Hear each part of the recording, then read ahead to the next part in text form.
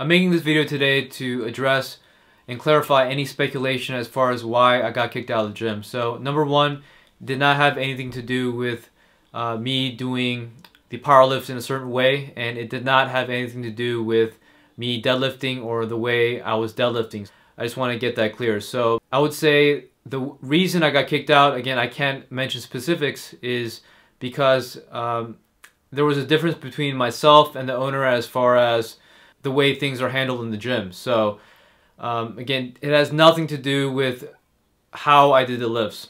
The gym underwent new ownership as of January of 2014. So up to that point, there was a the original owner. So once the new ownership took place, there was new sets of rules and so forth. Again, I don't own the gym and I don't set the policies in the gym. So again, it was a difference of perspective between myself and the owner, and it had nothing to do with the way I powerlift, the way I do the deadlifts. I did accommodate the owner as far as how I was deadlifting. So originally I would use, for example, I would use the 25 kilo plates and I would stack 35-pound metal plates on top of those plates. But again, he did not want to have excessive noise with the deadlifting as far as dropping the weights. So I accommodated that by using all kilo bumper plates. And again, that was a problem that was easily solved. But it got to the point where, again, there were differences, and again, he asked me to leave. So again, that's that. It has nothing to do with the power lifts or how I deadlifted. So I just want to get that clear. So also to address why I got kicked out of the powerlifting gym. So I attended the powerlifting gym from January of 2009 to August of 2010. So I was there for over 20 months.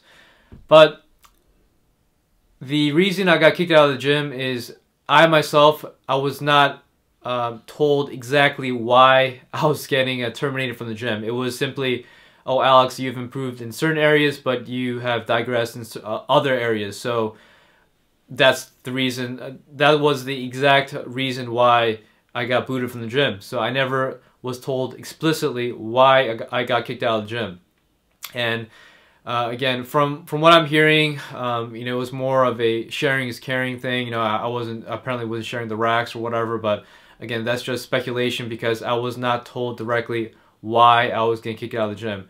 But again, back to my point regarding the gym that I just got kicked out of, it was mostly due to my interaction with ownership. If I'm not completely on the same page as ownership, then what's going to happen is they won't be satisfied. Not in particular with how I was lifting, just because of the fact of, I guess, my other behavior in the gym, again, which I don't deem as inappropriate. Once you sign that contract for the gym contract, again, it's up to the owner's discretion as far as if you get to stay or not. So after I got kicked out of the powerlifting gym, what happened was I actually returned to the gym that I just got kicked out of. So I've been there for quite a while, over 4 years. And again, really good things happened after that. So after I got kicked out, so I believe in November of 2010, that's when I hit my first 501 squat. So despite the adversity, I was able to hit a big milestone, 501 squat. Okay, and then flash forward to November of 2013, I finally got to go, or I finally got onto the open world team. So that's a big deal. So again, it was a huge accomplishment, and it just shows that you don't need to have a particular gym, or you don't need to have particular equipment, you don't need to have particular people around you to achieve great things. Having an environment, it does help. I'm not going to lie, it does help, but if you're driven enough and you have the desire to succeed, then you don't necessarily have to have these things. But again, it never hurts to have a good network around you. But is it absolutely necessary? I don't think so. If you really have the drive and the work ethic and the diligence and the dedication to achieve your goal.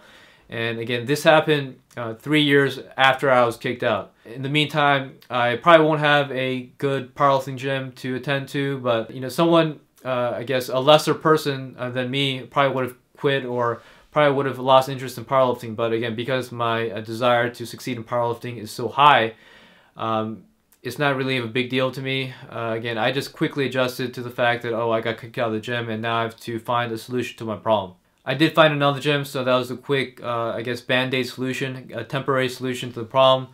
But, you know, I do have bigger plans in the future. Again, I can't reveal that yet, but I'll be glad to reveal that when the time is right. So, again, it's just a work in progress, and I don't want to say anything prematurely because nothing is set in stone. I just want to let you guys know, if you have hardship with the gym as far as deadlifting or doing the power lifts or getting flack about doing the power lifts, then don't be discouraged. You will find solutions to problems if you're encountered with hardship. The thing that I want you guys to take away is that you can find solutions and you have to deal with hardship as it comes along.